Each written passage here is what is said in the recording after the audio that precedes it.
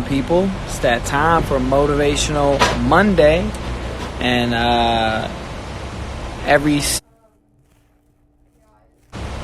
single first Monday of the month, I have a guest on. So this guest, I've actually known this guy since I was like 5 years old. Back when I used to play t-ball, I was a baller, in t-ball. I would hit it every single time off of the tee. And, I thought I was going to go to the major leagues, but ended up being in sales instead. But anyways, he, has a couple of businesses that he owns, does music, has like a clothing company. I'm going to have him kind of give you a list of, different things that he's doing. So just kind of waiting for him to jump on, and then we'll get started. But anyways, man, how y'all doing? It's Monday. It's 10 o'clock. Man, getting ready for the day. You guys are probably getting ready for the day. Let's see.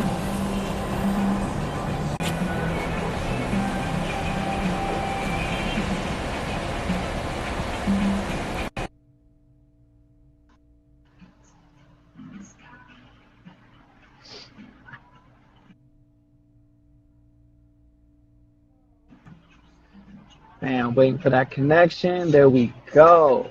Boom. And there goes the man, the myth, the legend right here, man. His name is Saeed Coleman. Man, I was just telling him, man, I've known you since I was like 5 years old. And I used to, man, hit them home runs every single time off the tee ball, off the tee. And so, man, I didn't make it to the major leagues, and so I started doing sales. So, But We I'm just both trying didn't make it to the major leagues. You heard me? I said we both didn't make it to the major leagues, man. Oh, right. Hey, well, what do you say? I'm playing in the major league, so I gotta be major boy or something. Yeah. Whatever. That was old school. Some But old school, yeah.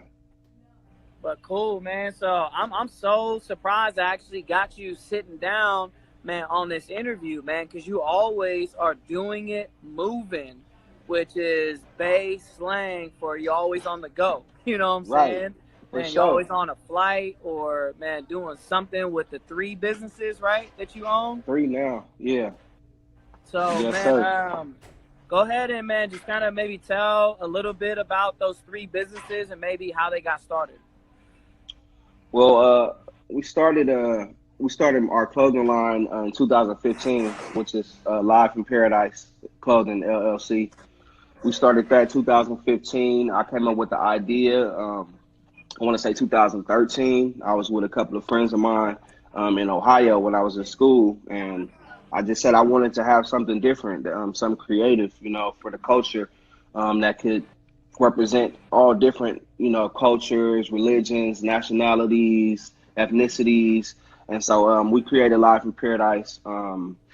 It's been thriving. It's been going pretty good, ups and downs. Been 4 years of business now.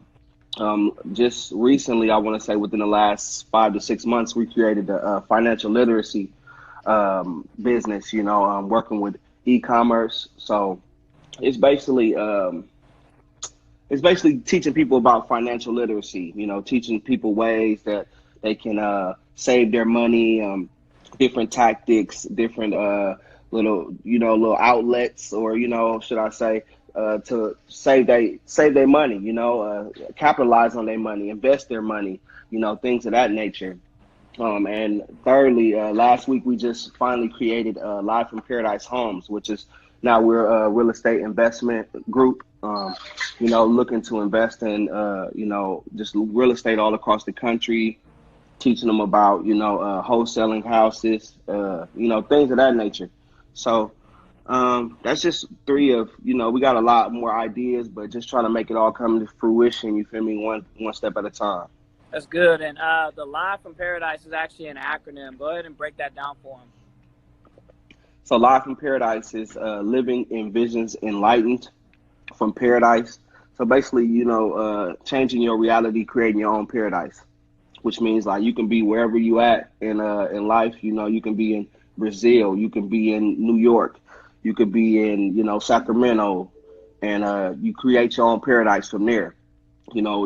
Despite your adversities, despite your trials and tribulations, just always just to think positive, and look forward to the future. And so that's basically what we represent. And I feel like everybody can relate to that in some kind of way.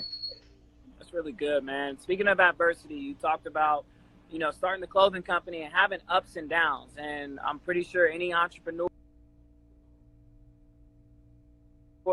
or aspiring entrepreneur that's watching is either going to face those ups and downs or they're Yeah. in those ups and downs right now.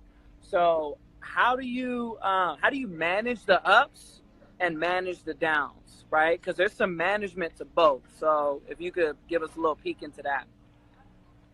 I mean, managing the ups is just about staying humble. Like when you do become up, or you get that glimpse of what should I say, of notoriety, or you get that glimpse of like you're propelling, or excelling. You just got to stay humble. You can't get too big headed. You can't not forget where you came from. Because we all started from a low, a lower level. And then hey, once you get them ups, it's like, to continue them ups, I feel like you got to bless other people with opportunities. You got to show other people love. Like I feel like God gives you the opportunity because He wants you to bless somebody else with that opportunity. So when I'm up, I just that's my mindset. Is always trying to help somebody else and pull them up, and not bring them down. When I'm down, the key is just to stay consistent. The key is just not to give up. Not to wallow in self pity. Pick yourself back up. Wake up every day knowing that you got a new day, that you have another opportunity to make it or make something of yourself. And I try to just strive with that because I've had so many you know obstacles and things like that through my whole life. And at any given time, I could have said done. I can't go no more. But I think it's just you got to have that willpower. The determination, and just know. Like, and this too shall pass. Nothing lasts forever. So that's pretty much it. Hey, that's a good quote.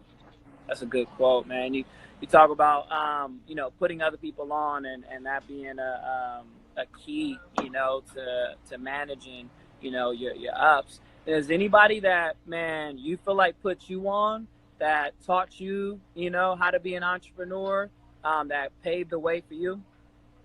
It's been a lot of actual. It was a lot of people. That